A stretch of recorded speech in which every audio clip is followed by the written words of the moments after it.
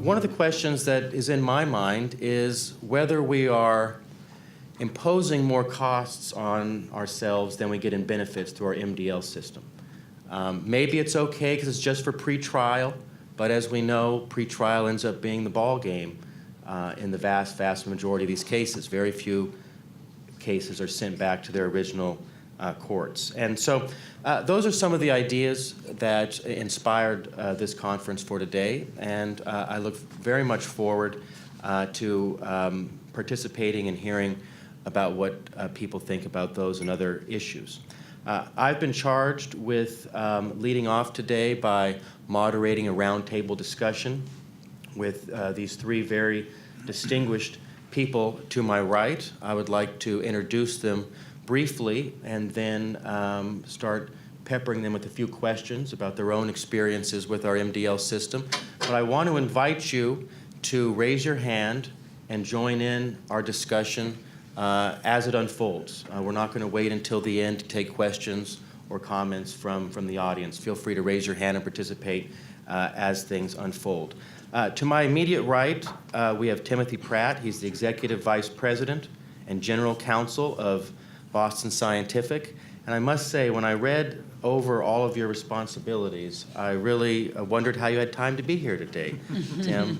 You are in charge worldwide of the legal functions, global compliance, government affairs, and several other things at Boston Scientific. So very, very impressive. You're involved in LCJ, DRI, the New England Legal Foundation, and so you're a very, very busy man, and thank you for joining us today. Thank you. To Tim's right, we have, now I just found out how to pronounce it, and I did it right, and now I've forgotten it. Malini Moorthy, Vice President and Associate General Counsel of Bayer, the head of litigation at Bayer.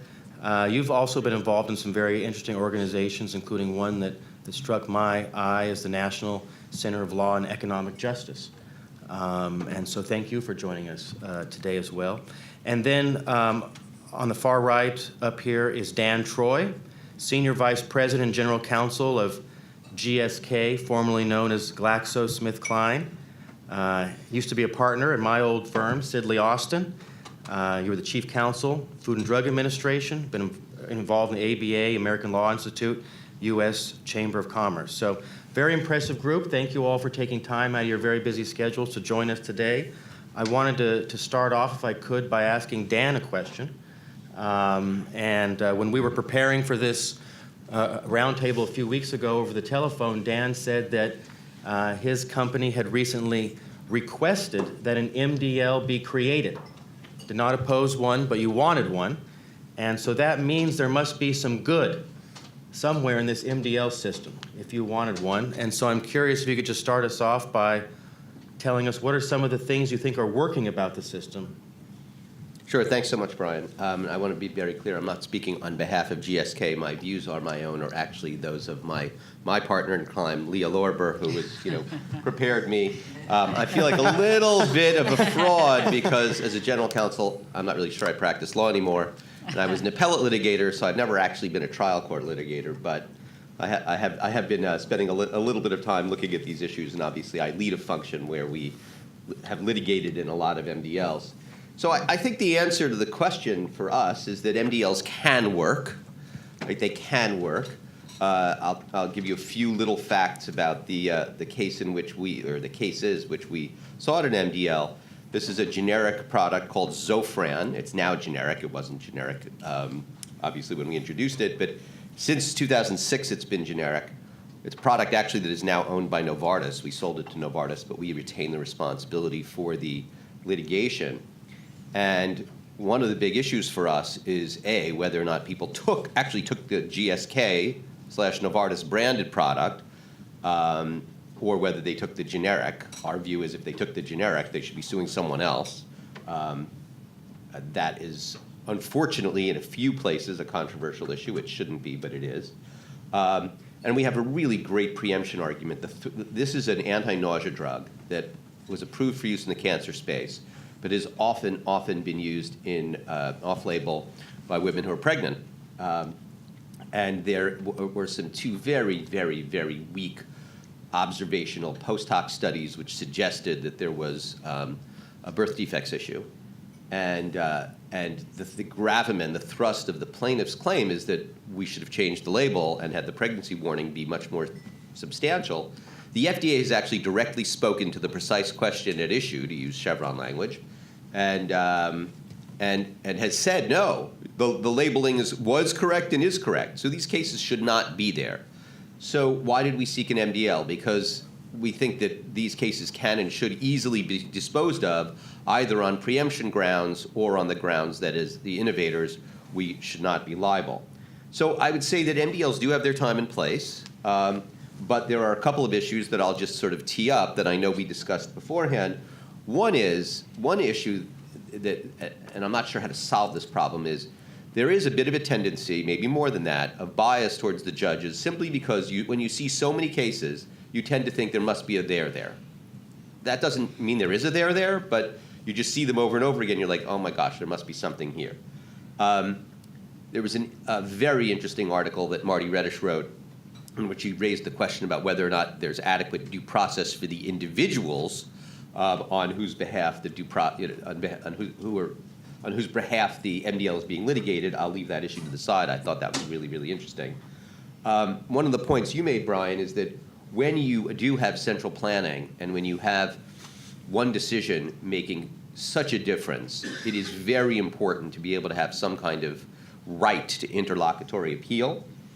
What we have seen is some real abuse in Bellwether trials, right? Either Bellwether trials that the defendants haven't agreed to, or worse than that, and this is, I think, totally unconscionable and probably unconstitutional, multiple Bellwether trials, right? I mean, it's one thing to defend one claim, David against Goliath, but when you got 7 Davids against, what's perceived to be Goliath, that's really very hard to defend. But the issue that for us is the one that's most salient, that we care a lot about, is, and this should be such a good government easy thing to fix, is that in these MDLs that we get granted what are called, some people call them Lone Pines motions, but the idea is that the plaintiff should have to have a modicum, the slightest modicum of proof that, for example, they actually took the medicine. And you might think, well, that's ridiculous, of course. But what we have found is sometimes we go years before actually, including millions of dollars in discovery before we find that actually, guess what, this person didn't take the medicine. They never took the medicine, or they took the generic. So we have, in some cases, successfully sought these Lone Pines motions where we do, guess what, a lot of these claims wither away. So I think that if the defendants are going to be put to the burden, if you will, or in this case, we did seek it, are going to be required to litigate 50, 60, 70, 100, hundreds, thousands of cases in one forum, that at a minimum, the plaintiffs should be required to bring forth the smallest amount of, a modicum of proof that shows that they actually did, for example, take this medicine from this company. So the bottom line, again, is I think that there is value in the centralization, but it has to be done well and it has to be done right. And too often, both in our direct experience and from what I've read in the literature, it's not always done right. So in the case that you requested the MDL because you thought you had a strong preemption argument, were you going to be able to get the whole thing dismissed on a motion to dismiss, or are you going to have to go all the way to summary judgment? We are hoping that we can get the whole thing dismissed on motion to dismiss on at least one of two grounds. Now, an innovator liability, obviously, if the person took the GSK medicine, then you can't get out on innovator liability. But you should be. But for the people who can't show that they took the GSK medicine, those cases should not be litigated against GSK. There are no take-backs in this world, so. Can't undo it once it's done there, yeah. So Tim, what do you think about this? And can I call you Tim, or do you prefer Timothy? I hate Timothy. Okay, good. So Tim, what do you think about this question of the benefits of the MDL? Do you guys ever request MDLs, or do you fight all of them? The answer to those two questions is no and yes. No benefits, you fight them all. We never ask for one, and we fight them. And by the way, thank you. I guess I'm not speaking for my company either. But let me say this. I think it's fair when you take a look at MDLs to say who really likes them. I think on any issue, it's fair to say, does one side like something more than the other? If you do a poll of a rule and all the defendants say we love it and all the plaintiffs say we hate it, I think you got to take a look at it because there's some disproportion. So take a look at that in the context of MDLs. Who loves it? Well, plaintiffs' lawyers. They're the ones who disproportionately ask for them. They're the ones who want to get on the steering committee. They're the ones who want to be able to gather, mostly in the mass tort context. That's the MDL world in which I have the greatest sort of concern and recommended changes. So plaintiffs' lawyers have an opportunity not only to get money from settlement from their clients' settlement funds, but also from this common benefit fund, if they're on the steering committee, and do the work. So most plaintiffs' lawyers would say, it's just fine, don't tinker with it. You know, we love the idea that we have a claimant, we just put together a master complaint that's very generic and the merits aren't challenged for a while and we sit back and wait and hope that it's settled. On the defense side, it's quite different. I have experience both. Before I became general counsel, I was with a law firm and I handled MDLs as an outside counsel. And now that I'm general counsel of a company, we've been caught up in MDLs. So I have it both as the lawyer and as the client. So what's the problem, Pratt? I mean, why do you have problems with MDLs? In the mass tort context, I have troubles with MDLs for a variety of reasons. One is merits ought to count, you know? I mean, whether you have to pay money, whether you have to defend something, you ought to at least put some modicum of proof that your case has merit. MDLs generally take that out of it. They basically become like coupon settlements. Hey, you have a claim? Okay, give me a postcard. I'll put your name here. Well, someday we may get to it, but you don't need to prove anything. So there's a disproportionate sort of element of proof required in MDLs for a long period of time. Secondly, there's a disproportion in discovery. Think about it. I mean, for the first year of an MDL, if not 18 months, who bears the brunt of the effort and cost of discovery? It is all defendants. Depositions over when you retain this and how do you produce this, and we want to talk to this employee, that employee. We want to do a 30B6 with 25 different categories on it. So when do the plaintiffs, any individual plaintiff, has to prove that their case has merits? So there's a disproportion of discovery in the early stages. And then what happens is, particularly the MDLs where there are products liability cases where a lot of people use the product, all of a sudden the combination of lead generators, plaintiffs advertising, third-party funding generates numbers. It becomes much more mass than it does tort. And these masses of people sort of sit there in a warehouse or a parking lot or purgatory, an old Catholic, someplace where they don't have to prove anything. They just sit there. And if you get to the point where you have to prove something, guess what? 25, 30% are dismissed with prejudice. That's not right. So I think in that broad context, I think there are some changes that can be made to the rules of civil procedure. It's interesting when you take a look at Section 1407 of Rule 28, which actually created these consolidated proceedings. Usually when there's a statute that's created, you then generate like a mile high of regulations and rules that kind of, implement the statute. In the context of MDLs, you really don't have rules of civil procedure that guide an MDL judge in what to do. And so what we're proposing, I'm president-elect of Lawyers for Civil Justice. In August, we submitted something to the Advisory Committee on Civil Rules that proposed changes to the rules of civil procedure, changes that judges can look at and apply in the context of these mass tort consolidated proceedings. And I think those, if implemented, will sort of reduce some of my anxieties. The funny thing I would say is this idea that you only have like one deposition and that's it, trust me, as a client, I've got witnesses who've been deposed 25 times. Now, not just in the federal court MDL, but state some consolidated proceedings here, there. I mean, it becomes sort of a deposition factory. And I don't hire people whose job description says submit to depositions and litigation. They actually have day jobs. And these depositions are taking them away from their day jobs. So changes, not tweaks, because I think there have to be some foundational changes to this. But I think they're needed and would be helpful to the advancement of the pursuit of civil justice. Malini, do you guys ever request MDLs, or do you fight them all too? In my current job, I have not requested an MDL, and we have most recently fought them.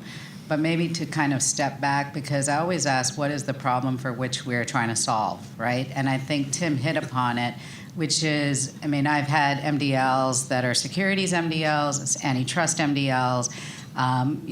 That is not what we're talking about. And I think it's really the mass tort MDLs. I think it's no accident that we have 3 lawyers from pharmaceutical and medical device companies. Because if you're looking at the top 20 MDLs, which account for 35%, I think, of the civil docket, you are looking at largely mass tort MDLs that involve pharmaceutical and medical device defendants. And so I think there's no accident to that, and I think we really have to kind of hone in on that and understand why it is that where our complaints are and where our challenges are specific to those, or more generally, I mean, you could include asbestos and other personal injury in the same context. And to me, there's some irony in it when you consider how heavily regulated we are. And how, and it as well, that given the labeling regime and the warnings regime, and I understand where it comes from because there's some history there in terms of the industry and the evolution of it. But where we are today and compliance regimes and all of that today, I think there is, and in just the relationship with the agency and in terms of the regulatory process, I think that it poses some tremendous challenges where I think MDLs are essentially turning into victim compensation funds, and especially as applied by judges. And if you start first with the panel itself and why, and the merits point is one that I think is so important, because I think what's happened is defendants have lost faith. And not complete faith, because there have been, and it's not that we have to win everyone. I think people assume when I say this point that I only think an MDL is good when I win on the preemption or Dalbert ruling. That's not the point. The point is just the confidence that the judge that you have is going to give due consideration to the merits. But some of the language starts with the panel itself, because we've had a number of panel arguments where when we make the argument about merits, about if you build it, they will come, all the reasons we're challenging it, and the panel's response is, well, you guys settle all of them anyway. And, and that happens more often. I mean, you should read the transcripts of the panel, right? And the panels, there is really no transparency to what the panel's decision-making process is. We know what the factors are, but what is the there's very little transparency to that. And so, I think that is, and there's no appeal process to it. And we are caught in some kind of quasi class action process. It's not Rule 23. We don't have the protections of Rule 23. It's something in between, and I think that it starts with that. And, speaking of the rules and why I think what LCJ is doing, but I think equally on the other end with FCALA, is I think it really starts, and a lot of what Dan's identified, is this sense that the federal rules are suspended as to the defendant, and in this asymmetrical litigation that is an MDL, right? And it is that judges believe, and they have. I mean, that's sort of the heart of our system is judicial discretion.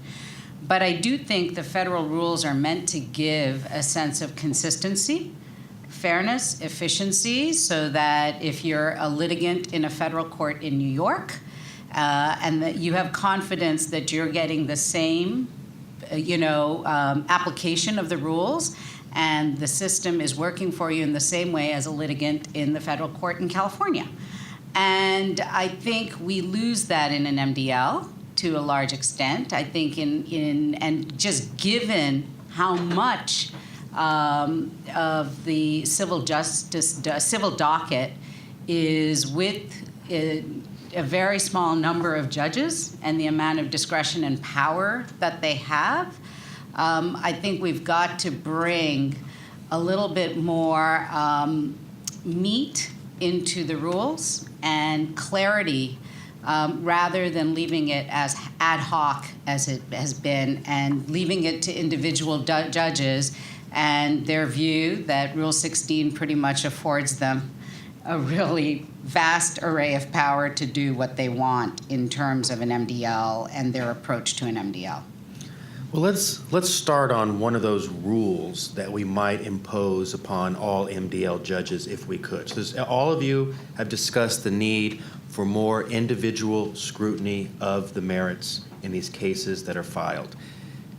Lone Pine orders, does that solve the problem? If every judge requires that process to be followed, does that solve our merits problem? Anyone? Well, so I think it would help a lot. Does it solve all of the other problems that we talked about in terms of potential bias, in terms of variation, in terms of not being able to get a ruling from an appellate court about a potentially problematic decision? No. I mean, it's a very important start, and I'll note that the legislation that is pending on the Hill does have a fix on that. We'll see if that can get through the Senate. So there are, proposals that would fix it, but that's one of quite a number of things that I think need to be fixed. It's very helpful. We have found that when we can actually get that information, it does make a really big difference, but I don't think it solves all of the problems that have been discussed. Why would judges not go through that process? It seems like basic common sense, and it's pretty minimal bar that the plaintiffs have to actually. That's a good question. You have to ask them. Mm-hmm. I mean, we certainly request it. We certainly ask for it. We haven't always gotten it. We haven't always gotten it in a timely fashion. And of course, if it takes years to get the Lone Pines motions granted, then during that time, there's, as was mentioned by Malini, a very expensive discovery going on. I think that I think Lone Pine orders would solve a lot of the problems, depending on what you do with them. I mean, that's a broad topic that covers lots of different things. If a plaintiff had to file an affidavit from an expert that says, I've concluded within the reason there's a claim, that'd be awesome. I just don't think any judge is going to do it. Remember my standard, if one side loves it and the other side hates it, that would fall in the category of defendants generally would love that, plaintiffs would hate it. And though I think it would solve problems, I don't think that's the only way to solve the problem. I think that you just think about it this way. Plaintiffs, defendants don't invite the litigation. Plaintiffs are the ones that drive the litigation. And I think it's important for a plaintiff, individual plaintiff, and individual plaintiff's lawyer to understand that they have to present something to support their claim, and they have to defend that claim through some mechanism. The forcing them to prove it is to file a complaint that has some specificity to it under Rule 8 that you can look at and go, well, you really have a claim or you don't. That's not done with master complaints, by the way. Number two, produce some materials early on by way of answering interrogatories or a detailed plaintiff's fact sheet, not one that says, where do you live and what do you like, but one that's got some real meat to it. Because they know they have to put it together, and the plaintiff's lawyer has to gather that information before it goes into this MDL.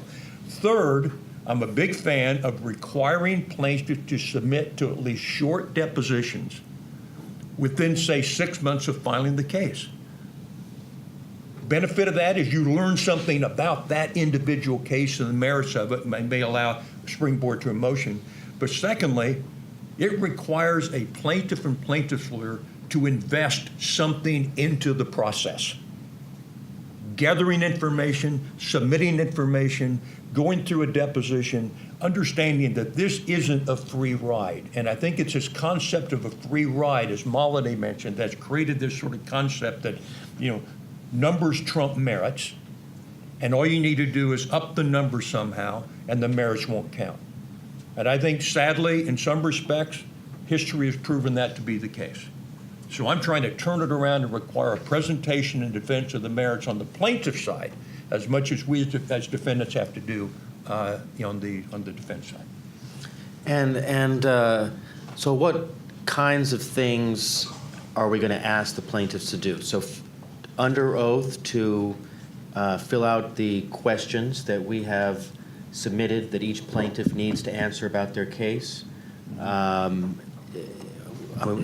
We probably can't require them to go to a doctor or some other expert at that early stage. It's expensive. They don't have to do that in individual cases.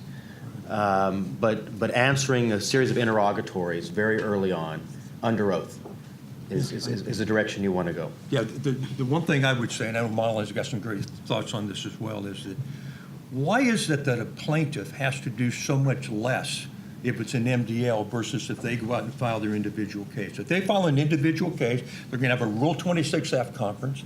They're going to have to produce certain materials under the rules. They're going to have to respond to a set of interrogatories, including potentially contention interrogatories. That's a way to learn about the case. You're going to get a request for production of documents you have to respond to. There are then going to be depositions. So I'm not saying you do all of that stuff in great detail, but there ought to be something like interrogatories, something like document requests, something like depositions that requires the plaintiff to do at least something beyond what they do now to present and prove the merits of the case. So I do think judges' views in terms of having some level of early vetting has shifted. And I do think they are buying in, depending on the MDL judge, to some form of early vetting. But it really is, and we do have plaintiff fact sheets, but I don't know that they're worth necessarily the paper that they're written on, because I don't think it's, because the repeated number of times to amend, and then ultimately, it just doesn't, it's not the best tool, I think, in terms of trying to vet the cases. It's a tool. And it's the one we have amongst others. But, I mean, minimally showing you took the product and that you suffered an injury is whether related or not. We'll debate causation. Seems to be, at minimum, has to be. How would you do that? How would you show that? Just a declaration under oath that I took this product? That could be one way, right? The or some complaint should kind already of say that, shouldn't it? Prescription. I mean, there are ways in which you can do that, Yeah, right? prescription, Exactly. sure. There's certainly, but I do think that switch. I think what's happened is what judges have seen is that 30 to 40% of claimants in a settlement are getting zeroed out. Those are people that shouldn't have ever been in the first place. And that's the problem. And why are they, by waiting till the end, you're actually, and this whole numerosity issue, it's to drive up the overall value, right? And they really should be eliminated in the front end. I think, while I do think this is very important, I really believe that interlocutory appeal is what we need. Because, and I've even heard, members of the panel, and my own view is that those early dispositive motions, I'm interested in Dan's, seeking the MDL, where you've got these preemption and innovator liability arguments. We've got preemption arguments in one of ours, or we almost always have Dalbert arguments. I think the interlocutory appeal is critical, because I think the reality is, if you look at MDLs, once the defendant loses those motions, you're headed towards just intractable litigation and towards settlement, right? And let's just be honest about that. You don't have to, because I actually don't believe it. I'm in a litigation where we've lost those dispositive motions. I'm in several of those, and I feel very strongly about the products, and I'm going to challenge it, and we'll get to the appeal. But when the plaintiff loses, they've got their appeal. They have final judgment. They're going to go and get their appeal, and you see that in those litigations where preemption or Dalbert motions were granted in the past a couple of years, right? They get to go to the 2nd, 3rd, 4th, 9th, and I think in those litigations. When we lose, we're trying cases, right? And here's the perverse issue, is that if you keep winning trials, you don't get to go up. And so then you're looking at 1292, and how hard is a 1292 petition? And a lot depends on the judge. And so that is, to me, the real challenge for us, and this sense of not having review of the merits, right? Because you're in this, you're in this intractable situation. And I think everyone would benefit from that review. I think plaintiffs would benefit from the review too. I understand the perspective that that's the ball game once the defendant loses, but I don't believe it's the ball game, and I certainly don't behave that in the management of our litigations. But I think that's where I feel that certainly early vetting is an important point, but really if we're talking about merits review, I think interlocutory appeal on dispositive motions is critical. And so on motion to dismiss and summary judgment, what about Dalbert rulings? So I would put Dalbert, preemption would probably be the two areas, in our world that are critical in terms of review, because those are, any of those global issues that cover all of the cases, general causation, Dalbert, obviously, I think are the two critical ones, certainly in this world of mass tort litigation. I was thinking to myself, would Congress have to pass a statute to do that, or could the federal rules of procedure do it? And I guess the federal rules were amended to allow interlocutory appeals and class actions if you don't like the certification decision. So I guess I'm not sure why the rule makers couldn't do an MDL interlocutory appeal rule. Yeah, it would be akin to the Rule 23F petition, exactly. Exactly. I think the hard part is managing what is truly dispositive and what truly has global application. And I will say that this is where, we have to admit our own kind of role in all of this. I think we challenged probably Dalbert in places we shouldn't have been challenging Dalbert as defendants, where we should have just acknowledged general causation. I think we've been in some ways our own worst enemies, and I think it's hard because you don't want to waive issues. You want to preserve issues. It's the same with in limine motions. Judges complain all the time. Both sides file umpteen motions. I think we've been sort of created some of the issues ourselves. And so we have to have some restraint in what we view as truly dispositive and what we're going to ask, because I think otherwise we're going to have the entire judiciary opposed to us in terms of this issue. Would you let the appeals court have discretion over whether to take the appeal like we do with the 23F motions to kind of police that, Well, I'd love for it to be automatic, but but let's be realistic. But a compromise would bar. be fair for them to have to make it discretionary.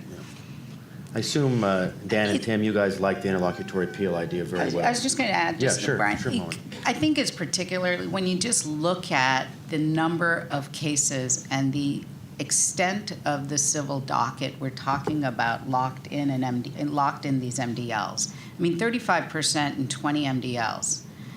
It just seems to me unbelievable that you can't have review of those cases because they're in an MDL and it's not, and I think everyone will say, oh, you ultimately have review, but let's be honest. How many MDLs are really getting review at that end stage? I mean, once you lose a trial, sure, but I think it just makes it incredibly challenging. Sorry. Yeah, my view on it, I agree with Malini on this, and so to ask the question she raised, what problem are we trying to solve? Mass tort MDLs are big deals. They cost a lot of money, there's a lot of risk. So think about a situation in which all of those matters rest in the non-reviewable discretion of one judge selected by a judicial panel. And that judge can either look at the merits of pleadings or not, can decide whether discovery can be had against plaintiffs or not, rule on motions in any form or fashion, dictate what motions can be filed, dictate the timing of the resolution of those motions, decide whether bellwether cases should be done or not, decide whether they're 10 or 20 or one bellwether case, decide whether they're consolidated or not. And who is in a position to, whether you're the plaintiff or the defendant, to have a decision that you're aggrieved by, reviewed by somebody? And I think what we're proposing here, at least I am, are two sets of things that allow for this discretion to be exercised and reviewed. One is a change in the rules that provide some guidance, because I think there's a void there. And number two, some mechanism that doesn't require you to go up to an appellate court every month to say, I don't like this discovery order, but at least some mechanism to go up on significant matters and have that MDL judge's discretion reviewed by someone, because those decisions have consequences. That's the problem we're trying to solve. Is there a way to define significant matters? Is there? Yeah, I'll define them. Yeah. If the advisory committee would just say, it's up to you, Tim, why don't you go ahead and put this together? I'll put know something. when I see it. I'll put Dan. I'll put something together. I'll talk to Dan and Malini. We'll delegate to this group to I'll make take that, input yeah. from anybody, but All right. this is Tim's rule. No, I think Malini hit it. I think there are some sort of, and we know that whether it's an individual case or consolidated cases, decisions that are pivoting decisions in terms of where that case is going in terms of outcome. Dalbert's one, preemption's one, motion for summary judgment, those kinds of things, can pivot litigation from sort of one side to the other. And I think those kinds of things, I'm not talking about little discovery disputes, I'm talking about consequential decisions that can have an impact on the course and outcome of these consolidated proceedings. Those are the things that we ought to have a right to go up and have an appellate court take a look at it, or at least decide whether to take a look at it. And it sounds like you would throw in the Bellwether plan as one of those things that should be appealable. I wouldn't put it in the Bellwether plan, No. because my proposal is that the rules should not allow Bellwether trials, I see. period. That's So another way to solve the if the problem. rule is no Bellwether trials, and an MDL judge sets a Bellwether trial, yes, I want to be able to appeal that. Now, so we've talked over and over again about how much discretion this judge gets. Is there a way that we can improve the process of picking who the MDL judge is? Right now it's done by the panel. The panel is selected by the Chief Justice. He's a pretty conservative guy, was a corporate defense lawyer. Do we need to improve the process of who gets on the panel, of who the panel picks for the judge? Should we allow both sides to have peremptory strikes of judges they don't like? Is there something that can be done to improve the judge picking process? What do you think, Dan? Yeah, so while I think that in theory, the idea of having preemptory strikes on judges is a very attractive one, I think that is a very tough sell. I mean, the myth is that all judges are created equal, they're all equally good, et cetera, et cetera. And I think that's to me, that's a really big uphill push and fight. That doesn't mean it's not a good outcome or the right thing to do.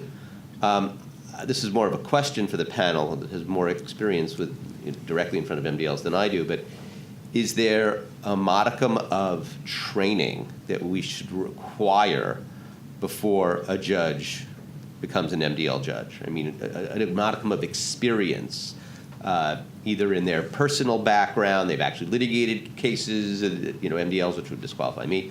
They have shadowed a judge who actually did one.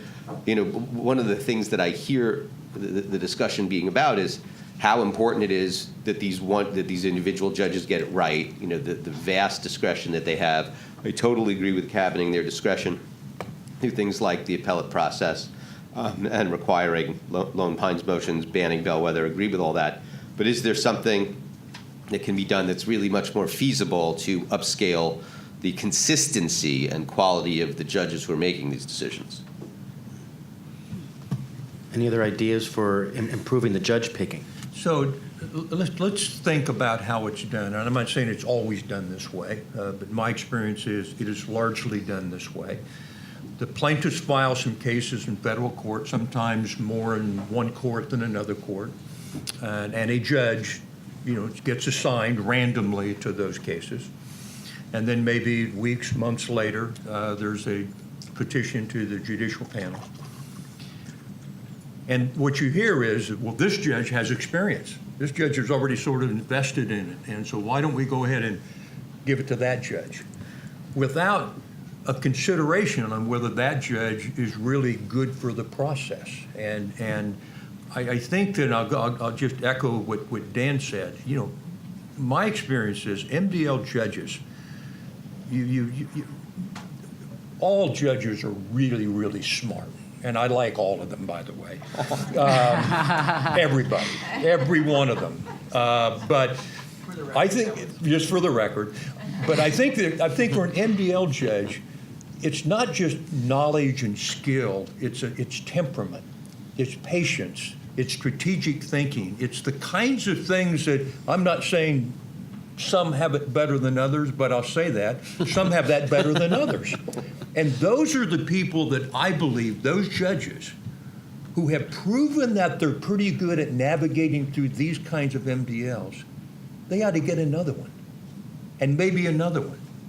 I'm not saying create a sort of a patent, judgeship kind of thing. But there ought to be some feedback that the panel gets on MDL judges. I haven't had that, by the way, and I've handled a lot of MDLs. No one has said, what do you think of this person? And if the plaintiffs love the person and the defendants hate him, well, that's something you've got to weigh in the balance. That may not be the judge for an MDL. I used to say as a young lawyer, I want the judge who, when I walk into the courtroom, he says, what do you want today, Mr. Pratt? That's what I want. Then I realized that that's not really very fair. I just want a fair judge. A judge who sort of takes a look at the merits, sort of navigates that middle ground where both sides go, I didn't get everything I wanted, but I was treated fairly. And I just think there are judges who are able to do that in the most difficult of circumstances. And I say that when you have thousands of cases on your docket, you have hundreds of lawyers, all want the same thing. You're trying to navigate state court judges who want to sort of sabotage the process. I love all state court judges too, by the way. I mean, it complicates things, and that, boy, you almost need a judicial politician, statesperson to be able to sort of handle that in a way. And I just think more attention ought to be paid to finding those kinds of judges versus who was the first judge who got randomly assigned this case in this venue. Yeah. I think it's fairness, and I think it's trust in the process, right? It's not that I'm looking to win everything. I know that's impossible, and and there are probably times when we shouldn't be winning. And it's really, though, it's trust in the process and trust in the neutrality of the arbiter of that process. And that's where I think it's when one or the other side doesn't have trust in that neutrality and trust in the process, I think, is when you lose faith. And I think that's some of the challenge. I do think my concern, if we kind of only go to experienced judges, is we're losing something, because I've had first-time MDL judges who've been better than many of the experienced judges I've had, and who've managed to, through the process, who understand it, who've educated themselves and approached it, and managed them very effectively. So I think we lose a little bit of that. I think the challenge for the panel is really this lack of real clarity and transparency in terms of how they reach their decision making. I know they give those opinions once they've decided one way or the other, but to really understand what ultimately is governing it. How much are they considering the merits, or are they not? And I do think we should dig into whether there should be more merits consideration. Are we going to move more towards Rule 20, what you have in the case of Rule 23, which we're somewhere in between, or is this really just a procedural mechanism, right? And I think our challenge right now, it's not even so much of it's really, we're somewhere in between. And I think that's where people feel a little disconcerted, right? Or certainly I do, is that we're in this in-between situation. So I think, and the other thing is we've moved away from, historically, my understanding is that you're only supposed to be asking for a district, right? You're not actually supposed to be naming a judge. And we have completely shifted ground where we're now horse trading on a judge, right? And it was, you'd ask for the district. If the panel decided to consolidate, you'd go to the chief judge of the district. Depending, I think different districts work differently, but then the chief judge would decide, right, who was going to get that MDL. And we've completely shifted ground on that. So I think that's some of the challenges in terms of the panel itself and the hearings before the panel, and how we're operating in terms of that decision making. I don't have the panacea for it. I don't even have. I think it's a very there's got to be some thought to it, but I can certainly have identified some of the challenges of it. So Tim, I love your evaluation and feedback idea, right? I mean, one of the things that we've seen is that when there's transparency and when there's feedback, for even in the form of something like naming certain jurisdictions hellholes, judges take notice. They don't like that. They do start to modify their behaviors and clean up the behaviors, not necessarily the judge themselves, but the judges that oversee that. And I think it's perfectly reasonable to say to a panel, police yourselves, guardians, police yourselves. After an MDL, you should seek feedback, just like, in our companies and in our firms, we do all the time. And if someone, gets uniformly bad reviews, you, the panel, should, as responsible, essentially officers / executives in the judicial branch, which is its own, organization, and with some degree of hierarchy, of course, the Chief Justice sitting at the top. If someone gets panned universally or is really identified as not fair, they shouldn't be named to the next one. Now, the people who are stuck with them for that one, bad, but at least you'd be, improving the process over time. Sorry? You can save someone, if not yourself. Yeah. It's a question from the audience. Yeah, go ahead. Has anyone given any thought to the concept of having more than one MDL judge, perhaps 3 judges presiding over an MDL? Certainly they'll be expected to coordinate their activities, but you wouldn't have necessarily one decision maker. It would be almost like having input from 3 judges in connection with an appeal, where you wouldn't just have one person's view on how the litigation should be managed and what decisions should be made on merits issues or procedural issues, but you'd have the input of 3 different judges. I don't know if that's really been talked about much, but it just seems that it might be better than the current system. And then I also had a question for Tim about the Bellwether issue. I agree with you. The Bellwether system is flawed, deeply flawed. But when you have a situation where you've got a judge There's no lexicon problem. The case has been filed in the district where the MDL judge is sitting. Can you prevent that judge from conducting the first trial, whether you call it a bellwether trial or not? It is at least de facto a bellwether trial. How do you prevent that from happening? Would you require remand of cases before there is any trial to their initially filed districts, or what? So there's two different issues there. Well, the second issue sounds like there's request for legal advice, and you're asking the wrong person. I mean, I know there is let me talk about bellwether, and I'll let Malini and Dan take on the other one. But I think the answer to that, there's a lexicon case that allows you to sort of say that you can refuse to allow an MDL judge to try the case in his or her venue when it actually properly venued someplace else. It's challenging because you basically, if the judge wants to do that, you have to say no to the judge. So it puts you in a tough spot sort of politically. My view on bellwether trials, by the way, is not that I'm afraid of them, because I've tried them, won them, but let's do it. It's like I tell my children, can you do it and should you do it? I don't think you can do bellwether trials under the statute. It says these are consolidated for pretrial purposes. That's what the statute says. So let's change the statute before we can do this. I don't think you can. Secondly, I don't think you should, because I think bellwether trials aren't predictive of anything. You try 10 bellwether trials and one side wins 5, one side wins 5. What have you proven? And I think sometimes that they're used to sort of a little bit of a hammer. So my view about bellwether trials, simply put, is that the answer is I'm not sure that they're statutorily authorized to do it.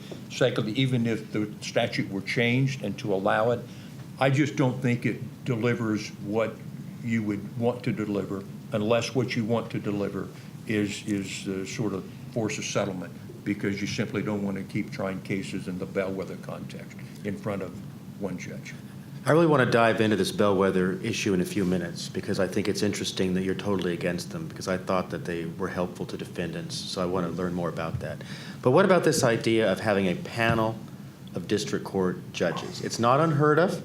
We do it in electoral disputes. There's the statute that takes it straight to a 3-judge district court panel for those kinds of disputes. Would that be an improvement? Rather than all your eggs in one basket, you've got 3 baskets now. What do you think, Dan? I think it's intriguing. I am aware of the 3-judge panels that there are in gerrymandering cases, because those I actually have litigated. And I think overall, in some senses, 3 is better than 1. I think, you lose some of the efficiencies. I mean, coordinating the schedules of 3 judges. Now, I guess it helps if they're all in the same district. But if they're all in the same district, if they're all from the same district, are you getting the kind of diversity of opinion that you might, want or need, or is there really going to be kind of more rubber stamping? If you take 3 judges from 3 different districts, then, the scheduling issues become very, very, very, very challenging. Unless we actually move to a world, and maybe this is good, maybe this is bad, of more virtual hearings, right? I mean, if everybody's willing to do their hearings over Skype or over some VTC type of situation, then that becomes much more tenable. I think it's intriguing. It's worth some thought about. I don't know. Part of the problem is I don't know how you pilot it, right? Unfortunately, in the corporate world, in a lot of other contexts, you'd launch and learn. You pilot. I don't know how we do that, really, in the judicial context. Well, to the extent that the statute allows them to do whatever they want to do, I guess they could be allowed to do this too. I don't know, does the statute say it has to be given to 1 judge? I can't remember exactly what it says. But Alex, you had a question too, and then we'll turn to Professor McGovern. Related to that topic of whether 3 judges should be involved in the case, what about a more modest version of that, which is to say that the presiding judge cannot be involved in settlement? So it would take the decision-making power over as Tim said, the ability to file motions and deciding those motions out of the hands of the person who is trying to get the parties to reach an agreement. Except some judges will sort of assign that settlement authority to a magistrate judge so you can try to cleave it, but I think that it's sometimes hard to do, which is what I'd worry about with 3 judges. First, I don't know why 3 Article 3 trial judges would do it. They would go, this is crazy. They're used to like being the deciders, and to put them in a panel where it's like a bunch of arbitrators. I don't know why they would do it, but I think it's an intriguing idea. I agree with Dan. So Professor McGovern, do I remember correctly, you had like a 5-judge proposal at one point, didn't you? I think I've had every proposal.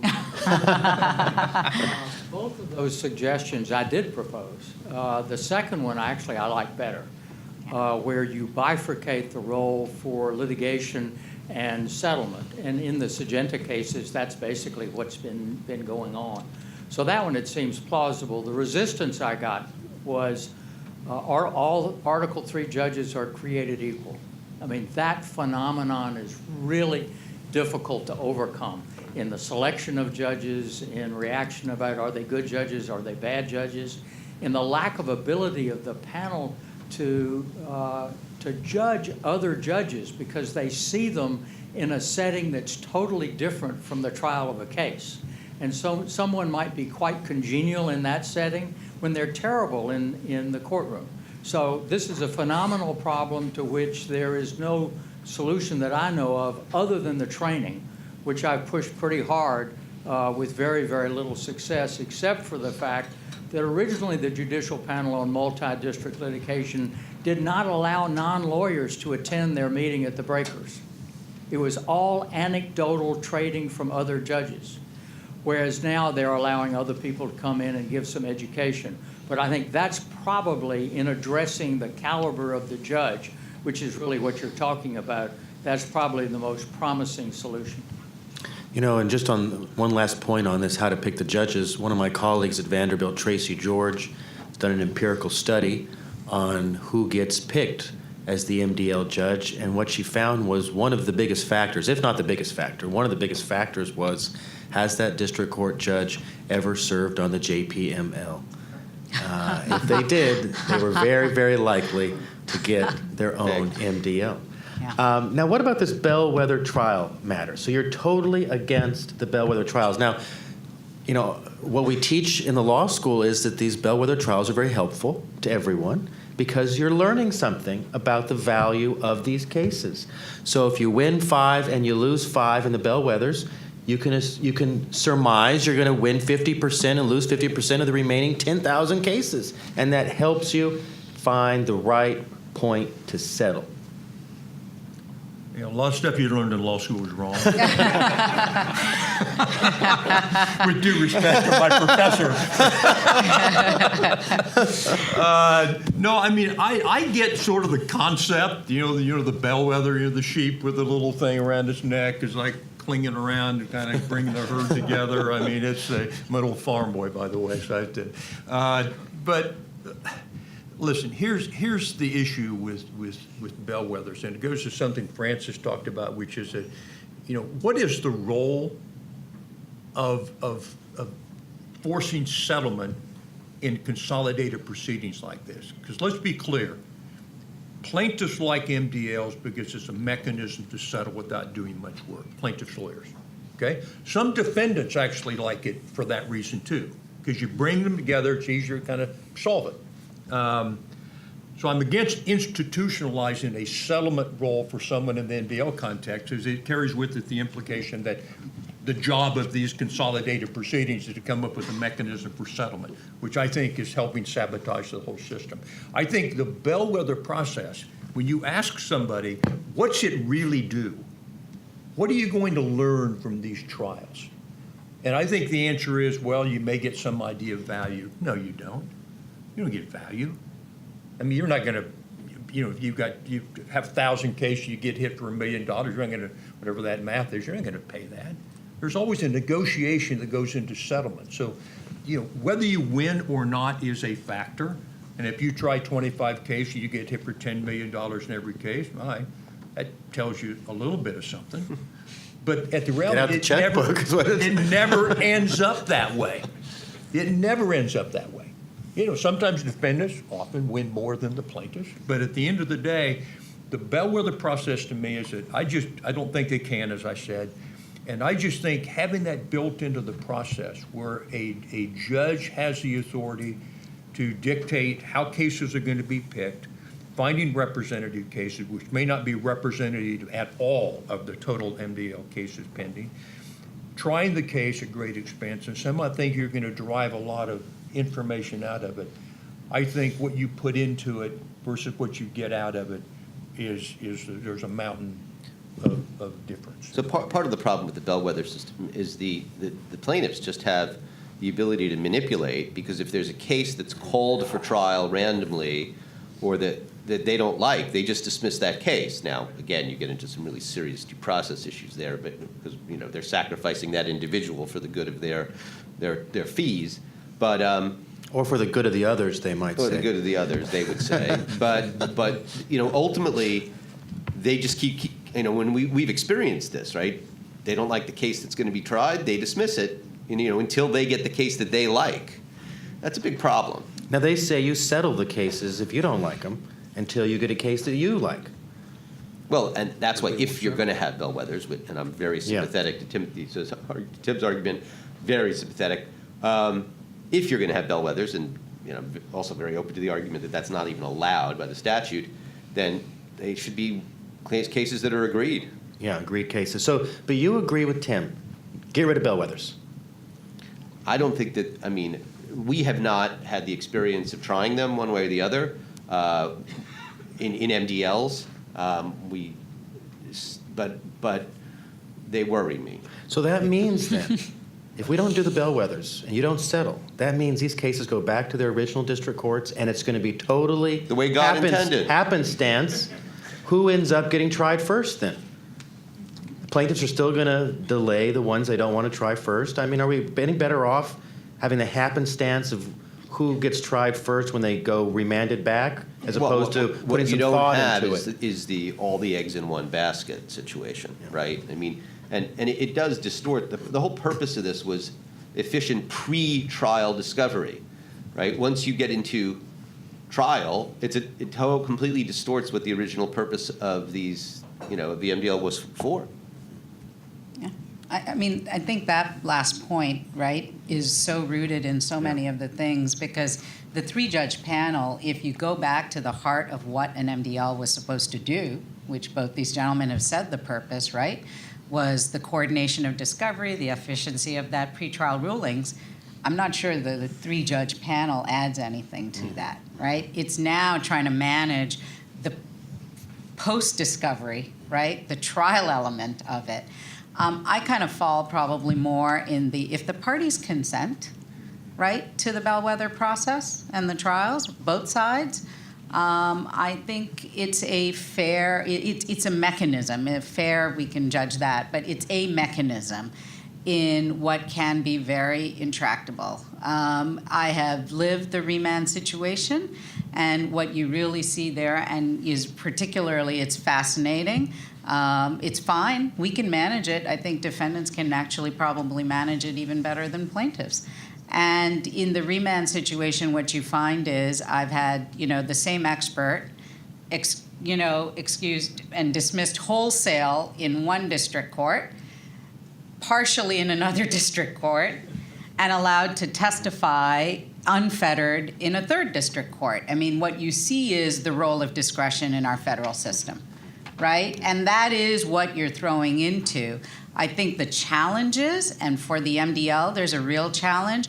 That MDL judge who sends back X number of cases into the system is heavily criticized by their fellow district court judges, right? Because there is this perception and this view that the MDL judge is supposed to wrap this up, right? In one fashion or another, once that MDL is given to a transfer judge, it is his or her job to solve it for everybody else, right? Bring resolution to it. And there's heavy criticism. And in fact, how the cases get decided is if you go to the Eastern District of Virginia with a rocket docket, that case is probably going to go first, right? That's what actually happens, right? As opposed to, I mean, it's really that randomness.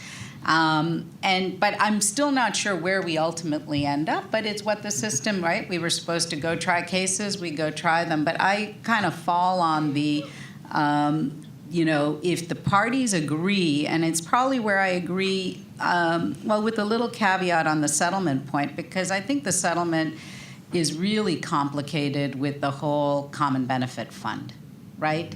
You have a MDL judge who is administering the common benefit fund amongst the PSC, right? Setting percentages of what withholding percentages of any settlement, and ultimately deciding the allocation of that. And having that same judge participate in settlement, I think, is a real challenge. And I also think to me that is something that needs to be unpacked more than we have.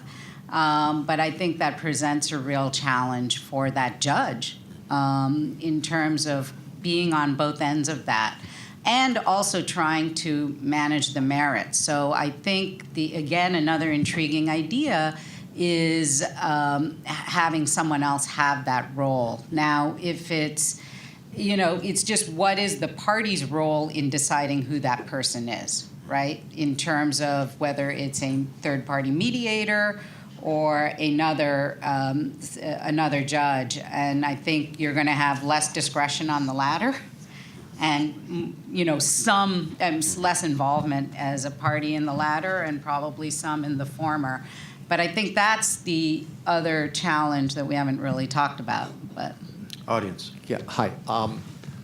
My question is for you, Mr. Fitzpatrick. Yeah. How would you quantify, be very, very specific, like if I was, give you an example, an analogy, whatever. If I was to purchase like a plain vanilla or stock option, and I want to use a mathematical model, Black-Scholes. So if I'm working as an accountant, let's say, for a law firm, and I want to figure out how much this MDL litigation is going to actually cost the firm, and is it worth it in the long run? What mathematical or quantifiable math model would you use or recommend for this type of litigation? Well, I think we have to separate the claims into different buckets and then try to come up with an average value of the claim in each bucket and then multiply it out. It's so interesting to hear my co-panelists up here talking about settlement as a bad thing, because we really do teach it in the law school as a good thing, that trial is a failure. And that's the law and economics view, is that if you can get to the same point you would get at by going through a trial with avoiding litigation expenses by settling instead, that is the better goal of the system. Otherwise, you're just wasting money on litigation.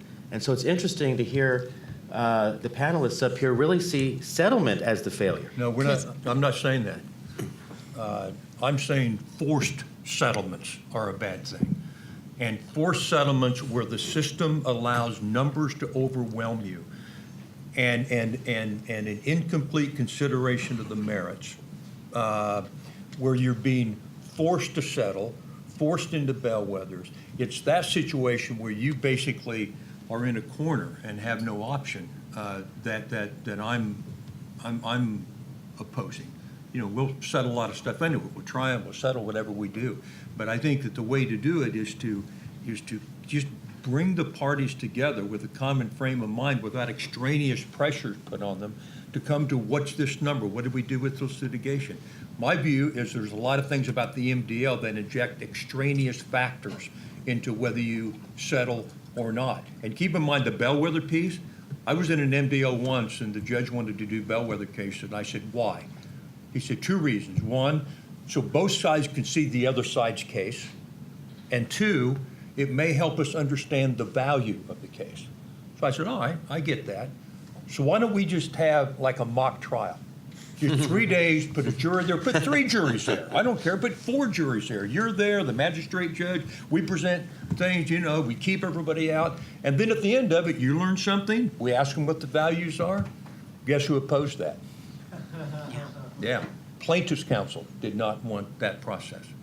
So I think there are ways to do it, and I agree with Malini. I mean, if the parties agree to whatever, then we ought to be able to do it.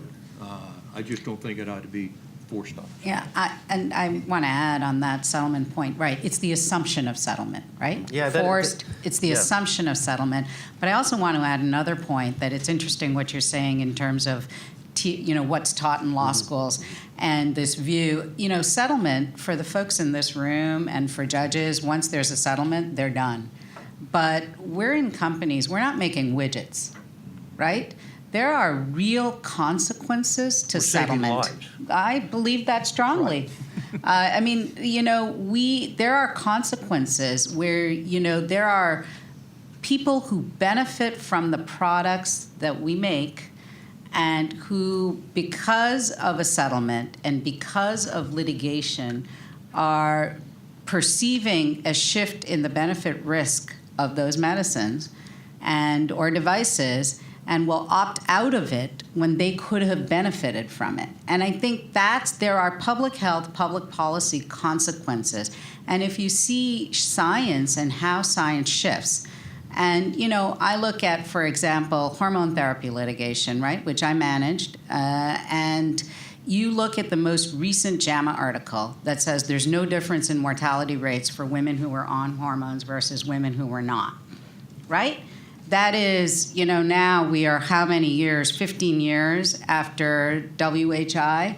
And that shift, but you look at what has happened in terms of prescribing and women wanting and residency programs, whether they even teach, medical school residents about these products. There's been a complete shift. And that's a consequence not just of litigation, but litigation and settlement played a very significant part. So I think that's part of what you're hearing, but it's not. Of course, there are times when settlement is appropriate. And, there are also, frankly, other mechanisms. I mean, I'm sure we're all very consumer-oriented, patient-oriented companies. There are, patients do direct outreach. There are other ways, but it's the point that it is assumed, that it's assumed in the context of an MDL, that judges assume it. And I always because judges always make this point, 98% of cases, are settled. And now I can go and say, well, I tried 3 this year. Yeah. Interesting. And I'm going to try another one, and I'm going to try another one. I mean, you've got to, at some point, we also have to try cases, folks, and we have to try them and win them. And, sometimes we're not going to win every time, but we have to do that. But I think that's the frustration you're hearing. That's a very interesting point. Yes, sir. Yeah, I have a sense of urgency here listening to this, having been involved in many of these discussions over many years. And it's this. There's no question but the fact that this is a very problem. It's an awful problem. Unfortunately, it's been in place for many, many, many years. And most of the issues that we're talking about have been talked about for many, many, many years.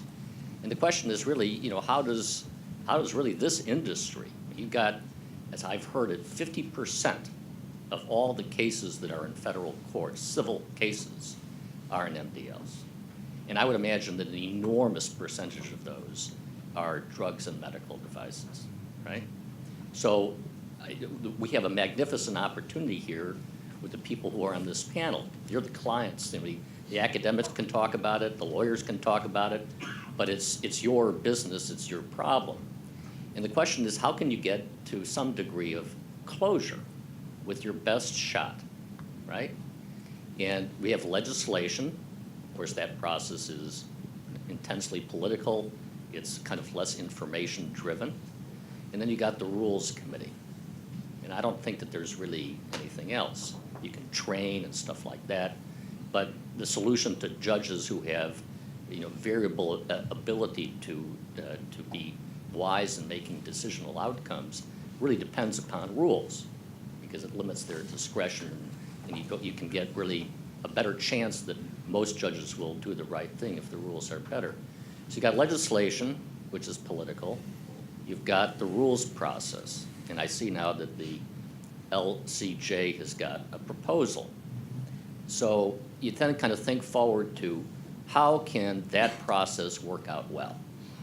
What's it going to take? And I think just my own observation in listening to the issues in the discussion is that, in a sense, it's still too tentative.